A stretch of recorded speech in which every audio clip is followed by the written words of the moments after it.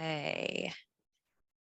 Hopefully you've all navigated your way back through the virtual space and into our main room here and enjoyed some of the conversation in our breakout groups. I know we were making connections and sharing emails and excited to see where those collaboration conversations go. So we've seen how complex this process can be, and really to address these challenges, these interconnected challenges, we need new ways of thinking, and we need opportunities to coordinate. And there are a number of policies and programs within this region that incentivize that type of coordination. We can go to the next slide. Thanks, Atlee. So as Atlee shared earlier today, we've designed our physical infrastructure and by implication, the social and political infrastructures that surround that to manage many sectored waters rather than one holistic watershed. And now we are attempting to move from that really sectored approach to more integrated approaches of green infrastructure, recycled water, reclaiming stormwater, and managing floodwaters. As I'm sure you all saw with your systems map, the task of restructuring our systems, both the physical and the institutional, will not be simple. Here we have a network map of some of those involved in Southern California water management, and you can see just how complex this map is from afar. I would argue that water and its interactions between managers is really unlike any other public policy challenge. It's incredibly complex. There are so many players involved, and facilitating coordinated water management, thinking beyond our own spheres of our political and social boundaries, will be our collective challenge. Luckily, there are two programs that we'll talk through today that help to support that coordinated watershed approach. The Integrated Regional Water Management Program, or IRWM, as you'll hear it referred to, which is a program at the state level helping to incentivize that coordination, as well as the Safe Clean Water Program, which is a regional program policy structure to support this new way of thinking and collaborating. So I'll start with our state program here. What is IRWM? It will be difficult to summarize about 20 years of this public funding program in just a few minutes, but I will certainly do my best.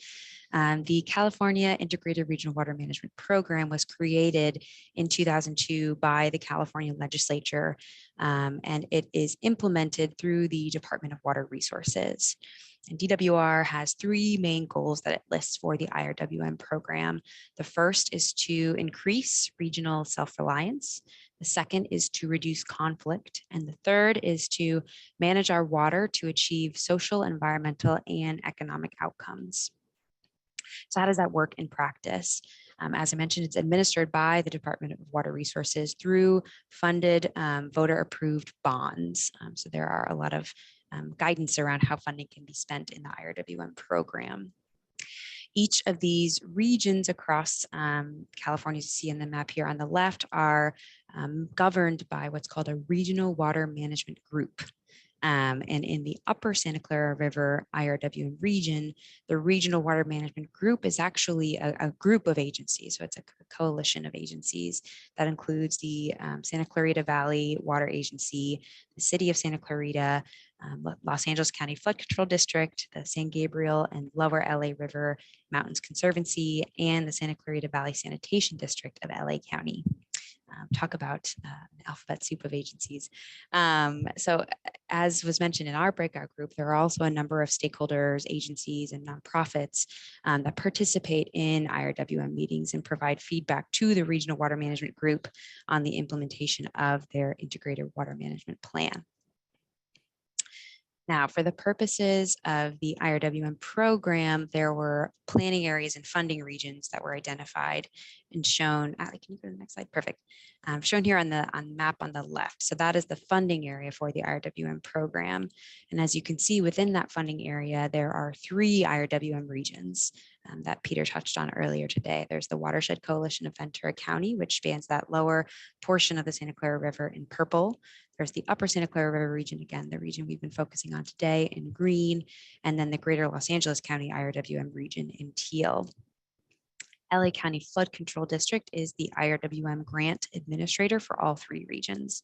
And all three regions are engaged collaboratively in the implementation of the Disadvantaged Community Involvement Program through what's called the Disadvantaged Community Program Task Force. I know I'm throwing a lot of groups at you, and our speakers here, some of which are involved in the Disadvantaged Community Involvement Program Task Force, will share a little bit more about how that coordination works across these three IRWM regions.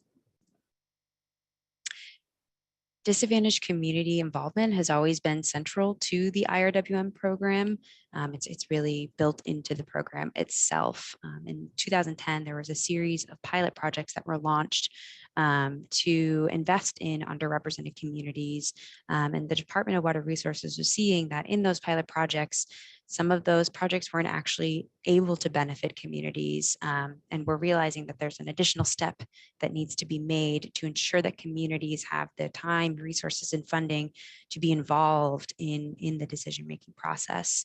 And with the passage of Proposition 1 by California voters came this Disadvantaged Community and Tribal Involvement Program. And the hope of this program is that it could address the gap in engagement by providing funding for strategic listening and engaging communities before projects are developed. In this region, that the Disadvantaged Community Involvement Program is referred to as Water Talks. And Peter touched on this earlier. Water Talks is a public program that's really designed to generate and increase community involvement in planning sustainable watershed projects across the region. And it's really focused on projects that intersect health, safety, welfare, and resiliency in underserved communities. Water Talks has been implemented over the course of the past few years. It started with really deep community engagement in communities across the watershed, including parts of Upper Santa Clara River region. In phase 2 of the program, we then developed what's called a strengths and needs assessment. And that really started with listening sessions and surveys that were conducted across the watershed.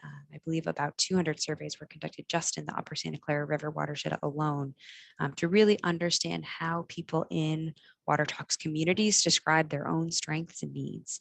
And in that engagement were community members, tribes, and institutions, perhaps some of you even in this room, were engaged in those listening sessions and surveys, as well as schools to provide input and really guide our process moving forward.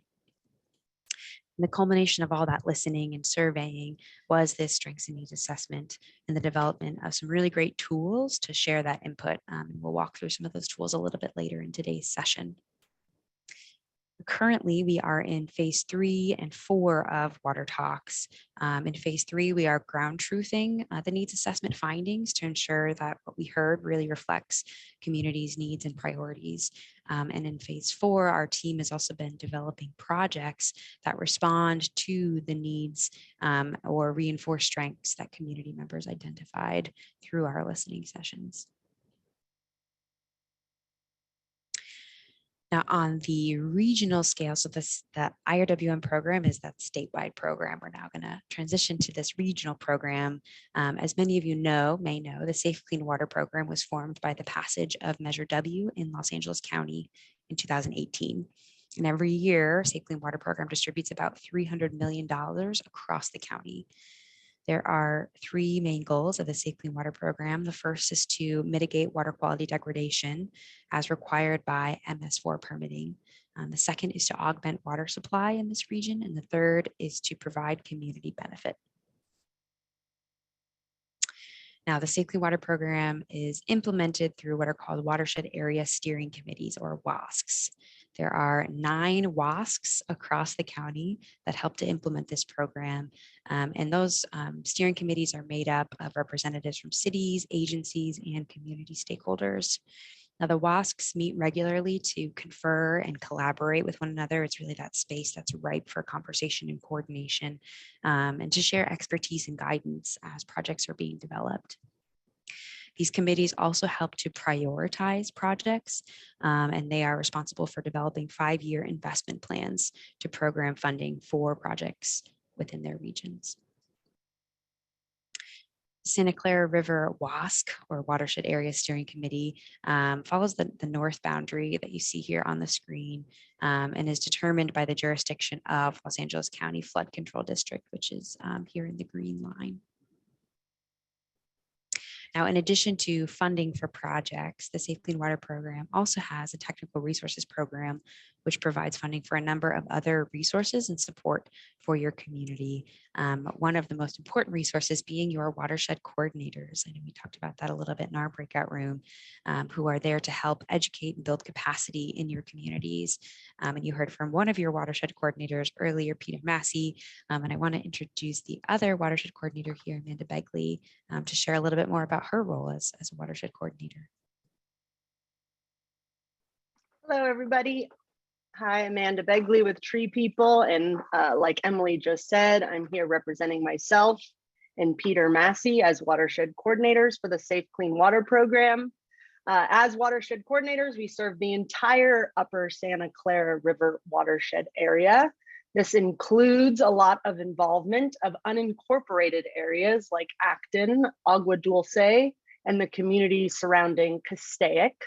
Our role includes, but is not limited to, educating and engaging community on the Safe Clean Water Program, projects that are up for funding or have been funded, help leverage additional funding sources, as well as serve as a non-voting member of the WASC, or the Watershed Area Steering Committee. You can contact Peter or myself at those emails you see listed on the slide, and we hope to hear from you soon. Thank you so much.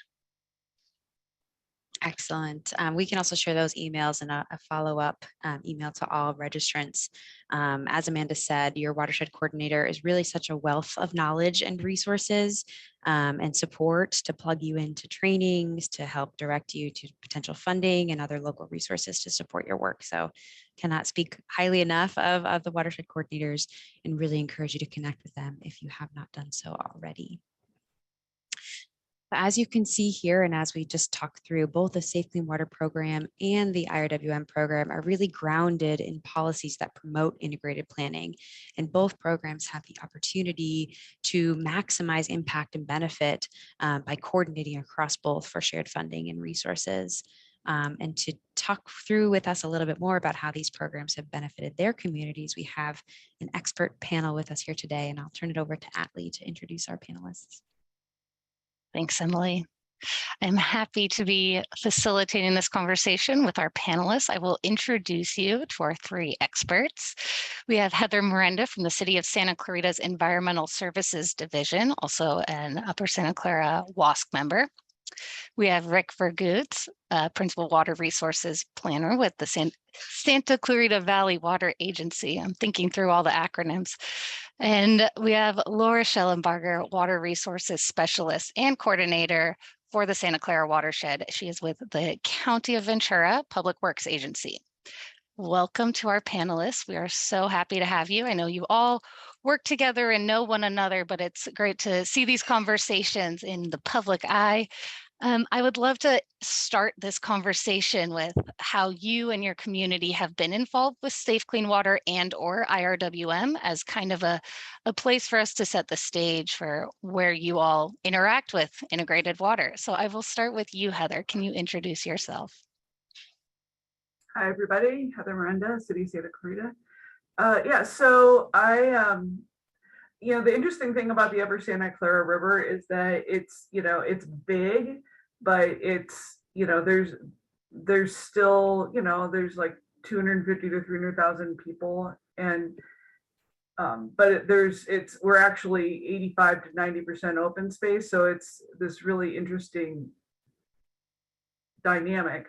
For me, I feel like I have to be I'm like on all of these things, right? So I'm a Water Talks DACIP board co-chair. I'm on the IRWM Regional Water Management Committee. I'm a WASC member, and so I see all of these things, and we have to, but we all are talking about water in very different ways. So all of those things are influencing each other all the time, because we have basically the same people kind of going to all these different meetings and doing these same work. Definitely. And Rick, can you speak to your involvement with Safe Clean Water and or IRWM? Yeah, sure, Atlee. Both those programs are opportunities for us to engage with other, member agency type people, but also stakeholders. So they're venues for communication and learning and sharing information.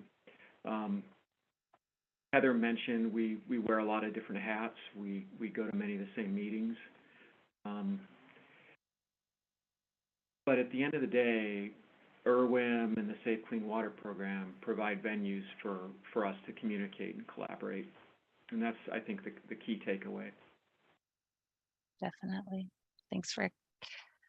Laura, can you speak to, I know you're in a unique position with being with the County of Ventura, but can you speak to your relationship with specifically IRWM? Yeah, so I can say being in Ventura County, I don't have much of a relationship at all with the Safe Clean Water Program since it's not something that we're fortunate to have in Ventura County. Although I'm sure as time goes on, I'll probably be in contact more with, Peter Massey and Amanda Begley as your WASC coordinators, just to make sure that we continue those open lines of communication and coordination. With IRWM, I serve as a watershed coordinator for the Santa Clara River watershed, and that's actually under the umbrella of the Ventura County's IRWM program, but I also coordinate fairly closely and work with the partners in the upper Santa Clara River. So when my position was created, and it's actually funded by, it's a part-time position as a coordinator, and is partially funded by a lot of the stakeholders, water agencies and government agencies that are across both counties, in recognition of the important role of continuing collaboration and coordination for integrated regional water management.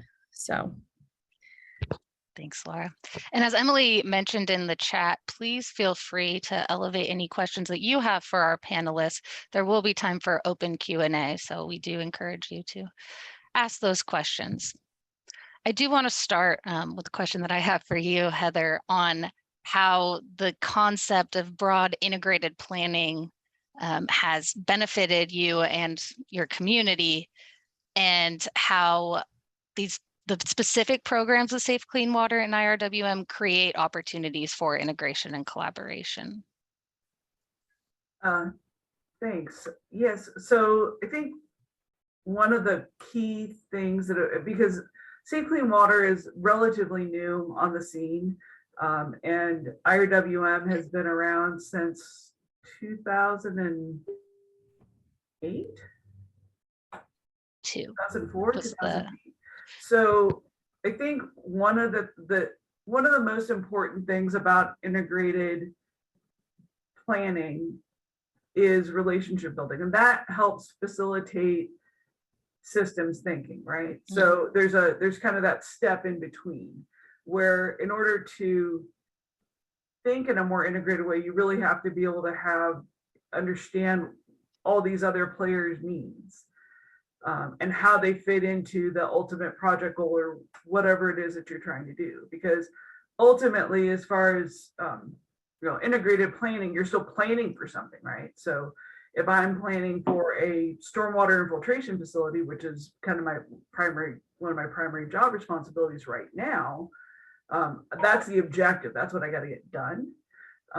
But in my relationships with other people and all the information that I've heard over the years from all of these really incredible people, stakeholders, studies, information, I'm getting all that information. And so it's helping to inform me in my analysis of how to move forward on a project, or who to talk to, or, what issues, So for example, a project I'm working on right now, one of the things we learned 10 years ago was that infiltrating water in the east side of town can have a more net benefit in the management of aquifer. I don't manage our groundwater. Rick is the absolute, Rick and his group is the absolute expert in that world. But I knew enough from learning from what they're talking about that might be a really good benefit. And so that I should have a conversation with Rick and his agency about how we could develop this project to help facilitate that if it can be done. And I think it's those relationships allow you to run kind of half-baked ideas or things that for feedback.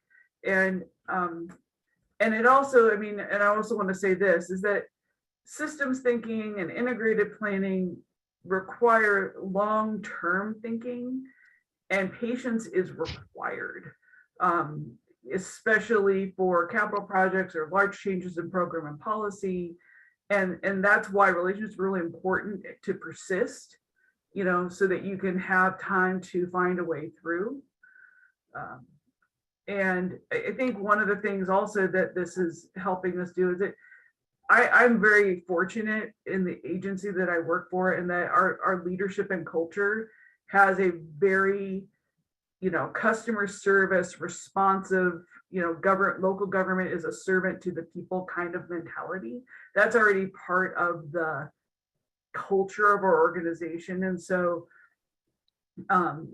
local government dollars, whether we're talking about water or recreation or roads or libraries or homelessness or any of these big things that local governments are partially responsible for trying to figure out, you have to get many benefits with each dollar that you spend. It's not an option. I think I hear a lot of people talk about waste in government, things like that, but it's I don't know anybody out here who isn't doing, each dollar spent does about 5 to 10 different things, checks off 5 or 10 different boxes. And so integration and this type of work sets that stage. I think it's in support of that.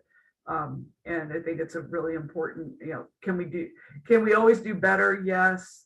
But I think that, like I said, the relationship building and spending time doing that pre-work becomes the most important thing. And that's how IRWM has helped me. And I can bring that to Safe Clean Water, and hopefully evolve Safe Clean Water, WASC, into that world as well, even though the criteria is a little bit more integrated in Safe Clean Water than it is in other types of projects that we work on. I appreciate that comment about patience. And I think, you all can speak to the difference between the conceptual idea of collaboration. Sure, it sounds great in theory, but the actual implementation and practical side of it we know it can be difficult. Rick, can you speak to maybe some examples of where you've seen that integration with Safe Clean Water and or IRWM?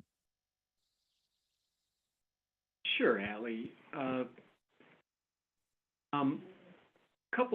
Couple things I'll mention have to do with projects. Early on, we had an early win-win with actually the GSA and NSCB Water coordinating with the Safe Clean Water program.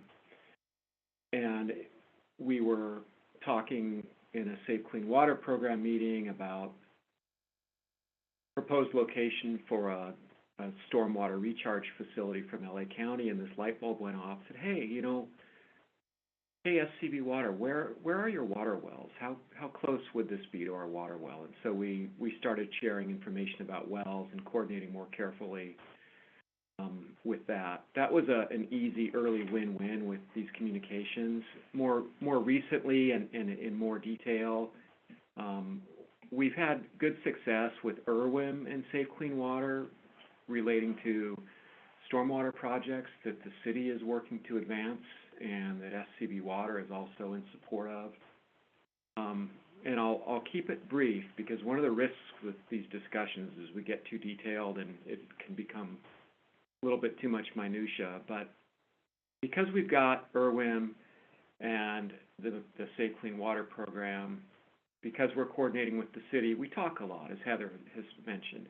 We had one project under IRWIM in the first round of funding not be able to go forward. And so we coordinated with the city, IRWIM coordinated with the city. Hey, is there something we can do to substitute that to substitute something else into IRWIN. And we looked at the Safe Clean Water program. We thought, there's another stormwater project known as Via Princesa that might be able to fit in IRWIN. So this is kind of this cross connection between the two programs. And we began to evaluate that as well as other projects. And ultimately, we weren't able to substitute the Via Princesa project into IRWIN.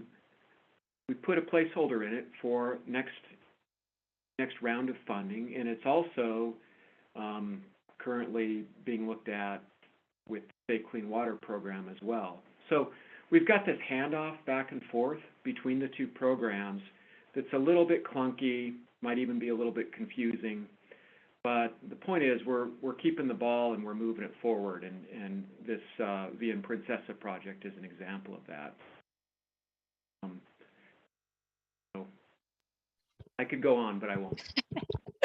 No, we really appreciate the examples that you're able to provide and show that real world collaboration and integration. Laura, can you speak to some of those benefits and opportunities of collaborating beyond just, we have these jurisdictional lines that can act as barriers, but you've been able to collaborate across the watershed as a whole. Can you speak to that a little bit about those benefits? Yeah, sure. Thank you. So I work with Rick and Heather. Rick actually used to be down here in Ventura County years ago when I first started here. So continue that relationship. And one of the main ways that I'm able, and I think stakeholders across the watershed are able to communicate and coordinate between the LA County and Ventura, the upper and the lower watershed, divided by the county line there, is through the IRWN program has really offered that opportunity. And it's something that we have done deliberately. It's been through deliberate, action that we have a Santa Clara River Watershed Committee, and we are able to attend, I'm able to attend upper watershed committee meetings with Rick and Heather and what's going on in their IRWN region and vice versa. So we're able to continue a lot of that communication and coordination effort. And that's something that's been going on since early 2000s.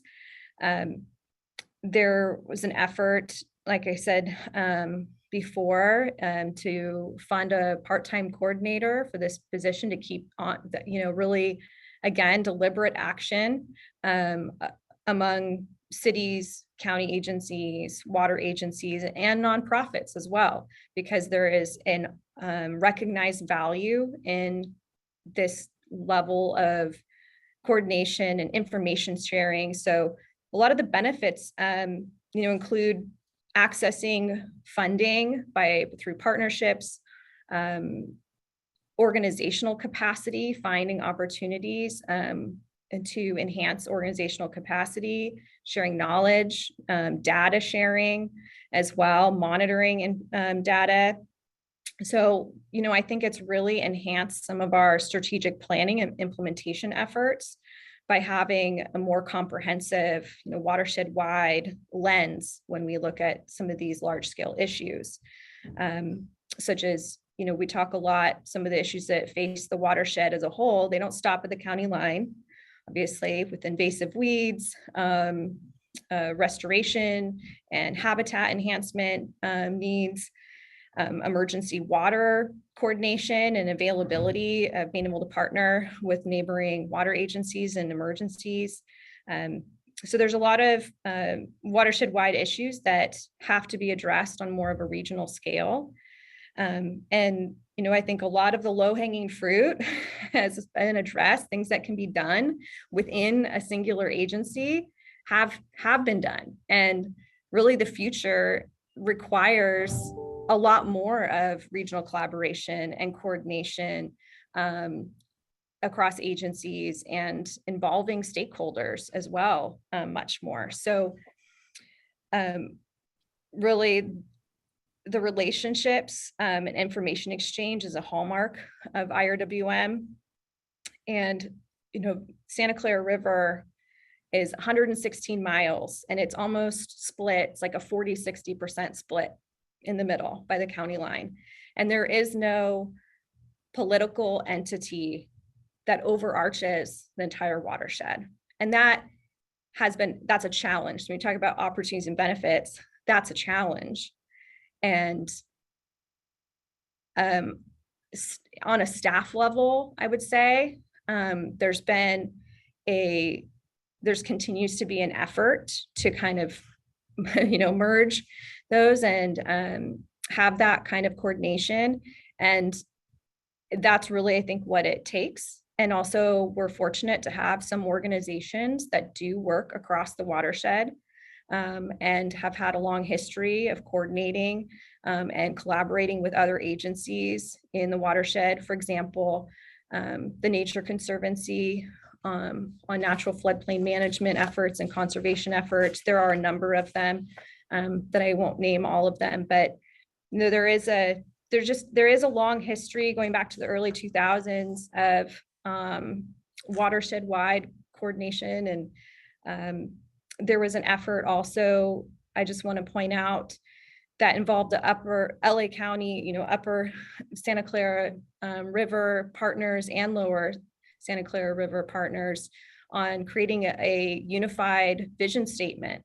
And that's been a touchstone since then. And that vision statement, which was an effort the Army Corps of Engineers was very involved in at the time as well, in Ventura County, has continued to be included in a lot of planning documents. And so just having, I think, statements and taking the time, as Heather said, it's a long road. And it is very much about people and our relationships is how we get to these, really enhancing our future endeavors. And that's what the IRWM program was really about when it started and continues to be. Thanks, Laura. And I think that builds on Heather's comment that stood out to me on the policy, or the programs themselves facilitate that relationship building, which isn't necessarily a metric that we can calculate, but is so critical.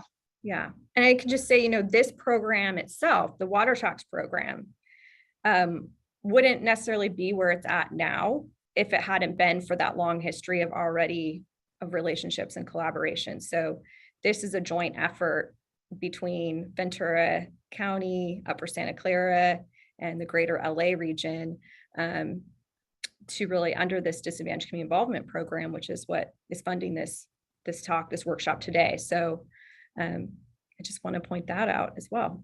Absolutely. It brought us here today.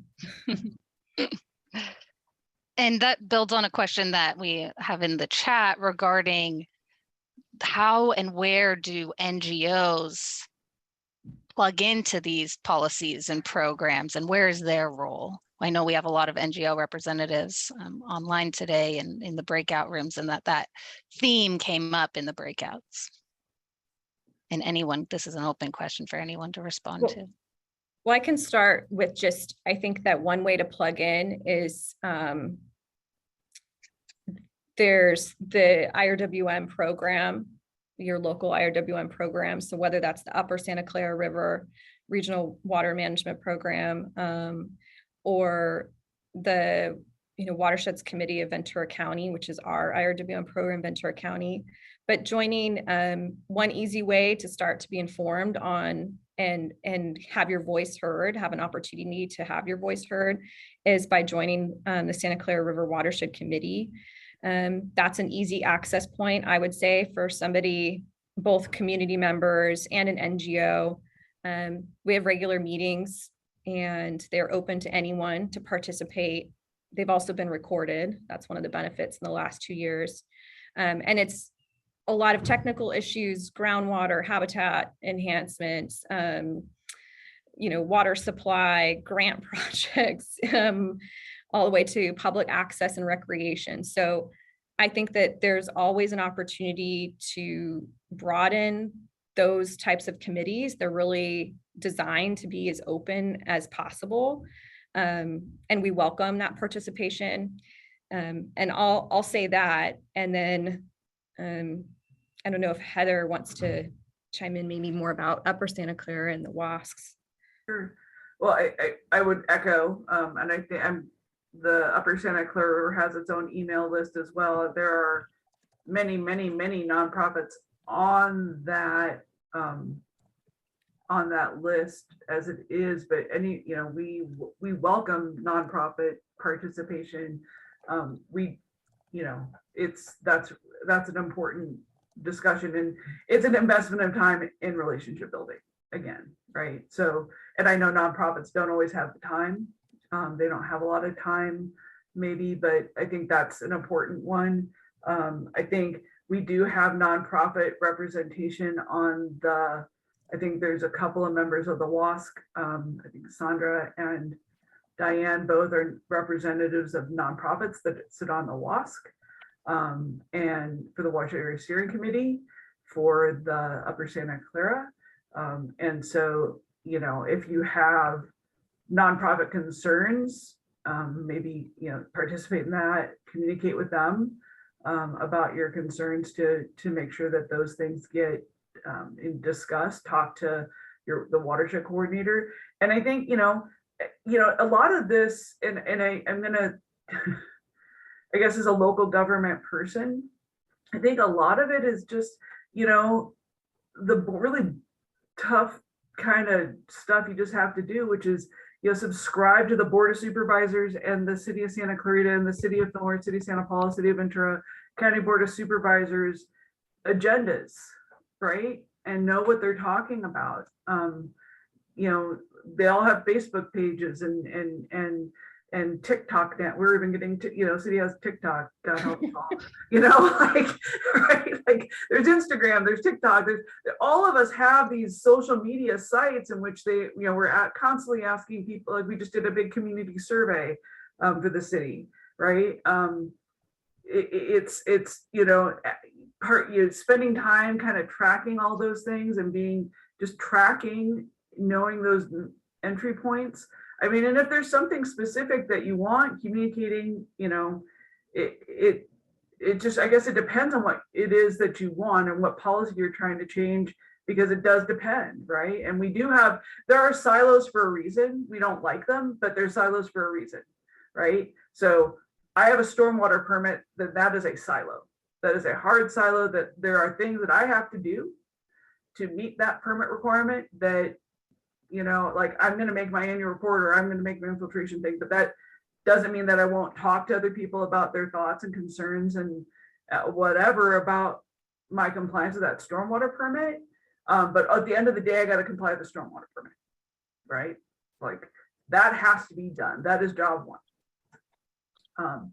And so I think it's really important to recognize that government entities probably have state regulation things that are hard, but that doesn't necessarily mean that we can't work together. So, we do water quality monitoring all the time, right? So it's one of our core things. So, we're out there taking samples, we're doing integrated planning.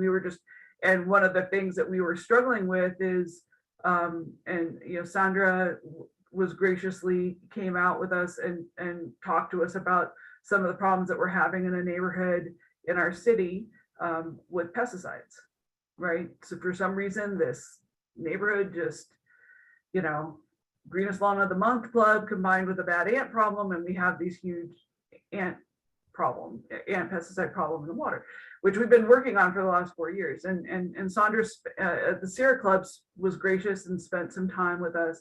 And so they were giving us information about HOAs or being willing to do some of those things. So that's another way in which we have reached out and to the Sierra Club. Sierra Club's also been really important in invasive weed management and arundo removal, and has been a real advocate for us. And so so there are entry points in which we do incorporate the nonprofit voice in the Upper Santa Clara as best we can. We can't always do it just because we have obligations maybe that are hard deadlines that we can't miss. But we're always, in the spirit of customer service and being a public servant, if there is something that a nonprofit has a concern about, they can communicate with us, they can email us, they can call us, and we'll do what we can, right, to try to help. And I want to also say, I think what Heather, I'm in one of those light conserving energy here.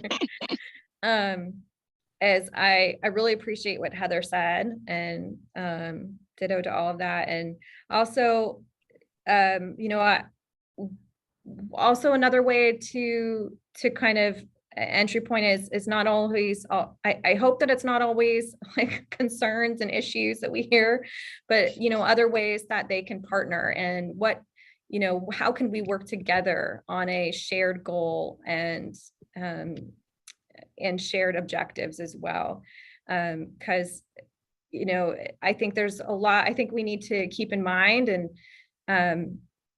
that there are a lot of opportunities out there, and creativity is also extremely important, I think, in this work, and open-mindedness and trust. And so, one of the values of having these types of committees where people can come from different agencies and share their projects, and is, we're always advocating for and encouraging open dialogue and trust. And it's an opportunity to ask questions, to voice concerns, and for everybody just to treat each other respectfully. And I think that's how we get things done too. I know we're one thing go ahead. I just wanted to add real quick, Atlee, NGOs or other groups that want to get more plugged in. Reaching out to the local IRWM region is a good. Picking up the phone, calling me, calling Heather is a real good start. So there continues to be interest to help people get plugged in. And look, I get it. It's complicated. Everybody's busy. Like, hey, wait, what's this IRWM? Should I sign up to that email list or this or both? A phone call to the local IRWM could probably help somebody land on where best to plug in pretty quickly. So that's all. We have just a few minutes left for questions. So I'm just going to ask one more question. And this is in relation to the comment that we have in the chat regarding rural communities. How does the public sector side, the local government, local agency side, better communicate with underrepresented communities, whether that's the private well owners or the small water companies or tribal communities? Where is that opportunity to better communicate? Well, I think that's one of the things is, as co-chair of the DACIP and the Water Talks, that is right now, that's where we're at. We have, worked with Tree People and CSU and a lot of other Stantec, other groups, to try to answer that question. There have been institutional surveys, and we're in the process of getting that information back, and trying to figure out what that process looks like. So I think that is an important, that's an important thing, and we take it seriously. And so that's why we've spent 2.5 years trying to identify those people and answering questions and asking those questions and trying to find out what that is. So I'm not sure, I know that we haven't heard back completely what that looks like, but we are in the process of getting at least some of those answers.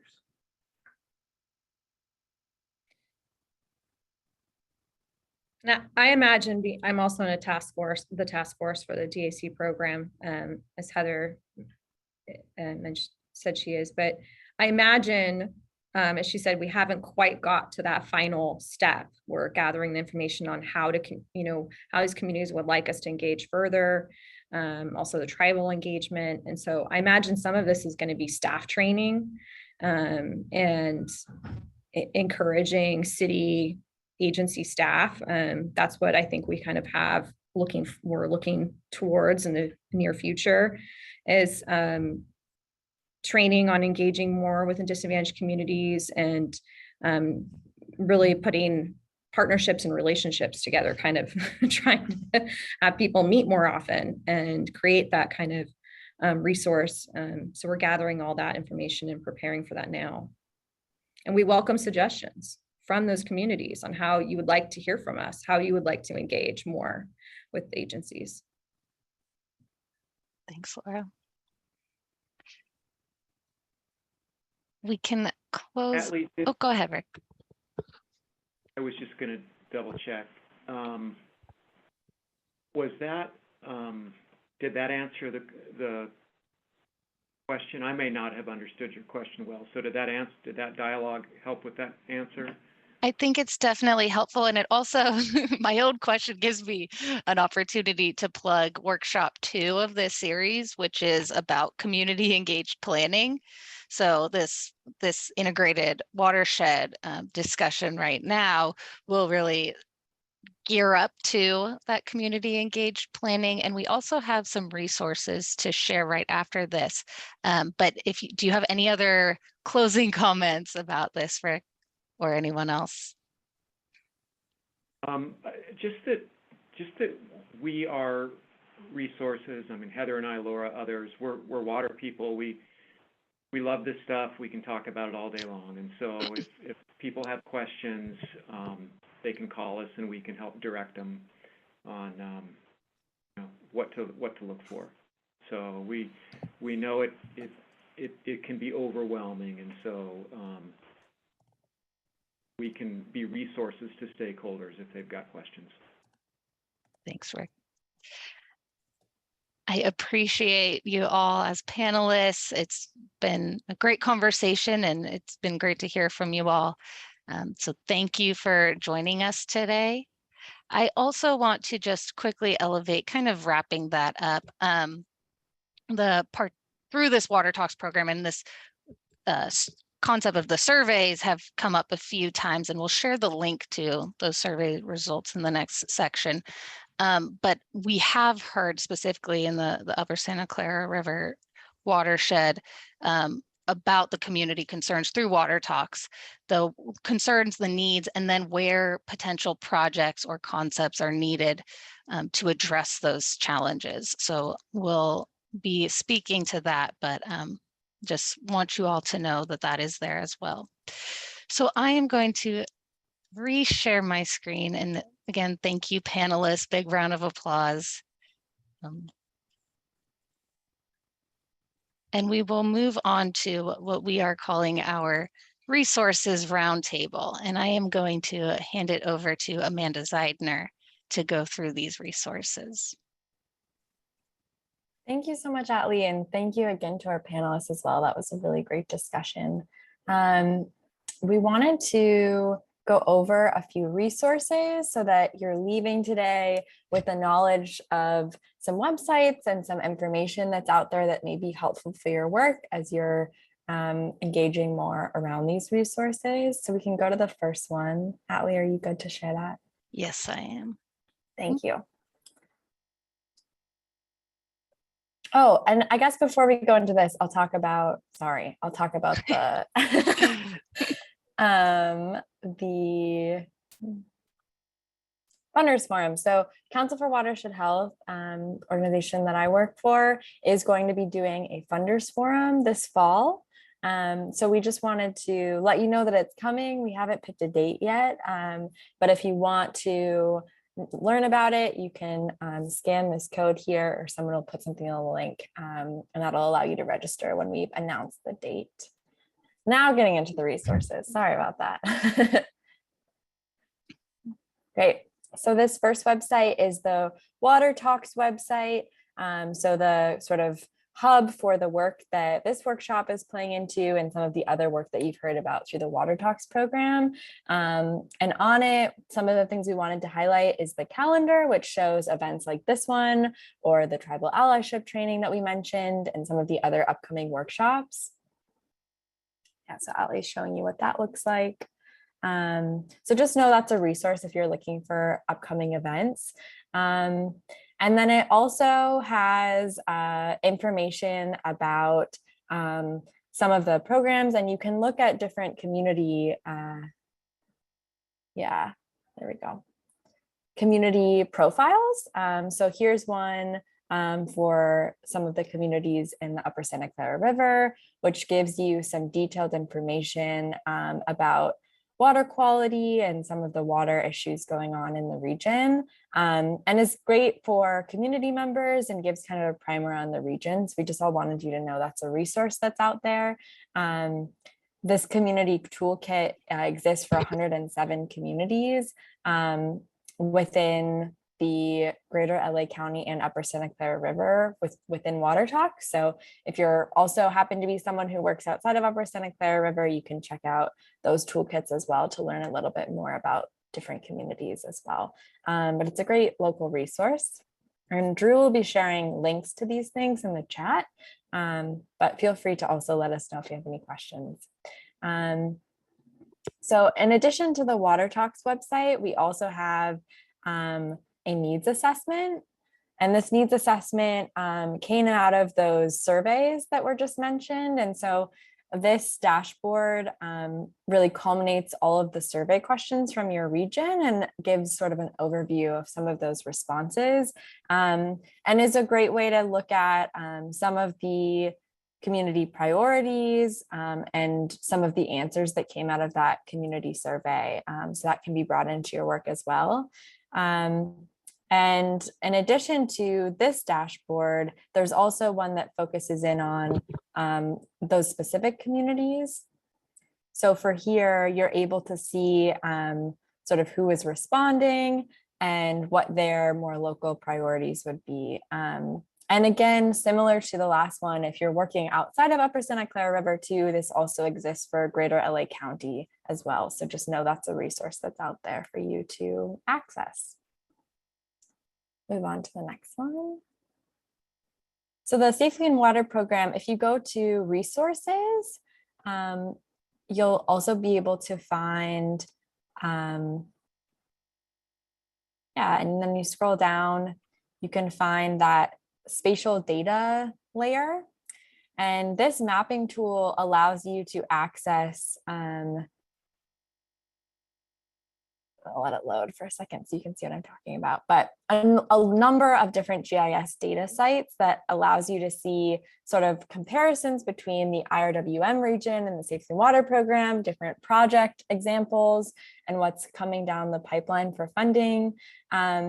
And what's nice about this mapping tool is if you use GIS for your own work or your agency or organization does, you can also download the data layers to use in your own GIS programming. So it's really a good hub for different, both looking at some of the different mapping efforts that are going on, but then also being able to access that data in your own work. And then lastly, we wanted to highlight the Redesign LA website.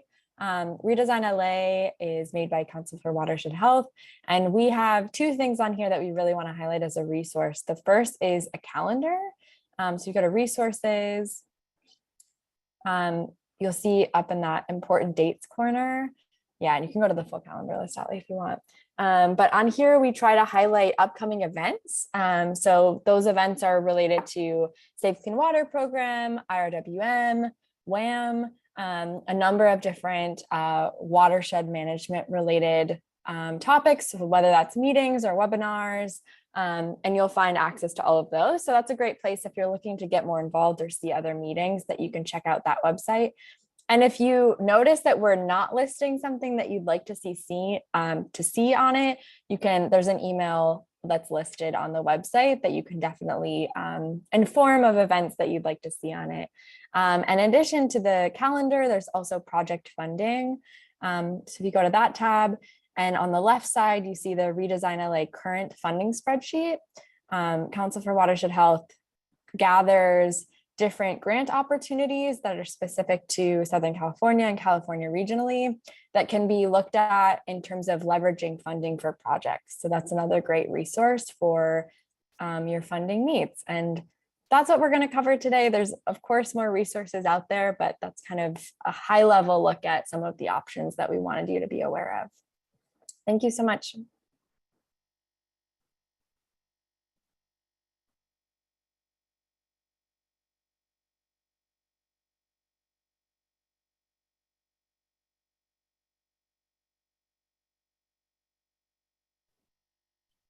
Apologies, I was muted.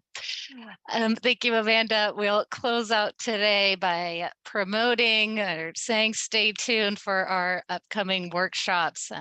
Keep your eyes out for those, and we all have your emails now to communicate about those. But I want to thank you all for joining today, and we will be sending out follow-up information. So stay tuned for that as well. And thank you all for your engagement, your participation, and I hope you have a great rest of your Thursday.